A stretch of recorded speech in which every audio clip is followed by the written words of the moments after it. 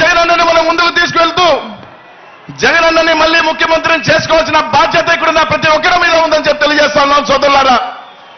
ఈ రోజు రాష్ట్రంలో జరుగుతున్న ఎన్నికలు ఒక మగాడికి అలాగే మొత్తం దొంగలందరూ కూడా కట్టుకొని ఏ విధంగా ఎలాగైనా సరే జగన్మోహన్ రెడ్డిని ఓడించాలని కట్టుకొని వస్తా ఉన్నారు. ఈ రోజు మనందరం కూడా మన దైవ సమానం పేదల పాలిటి పెన్నిది.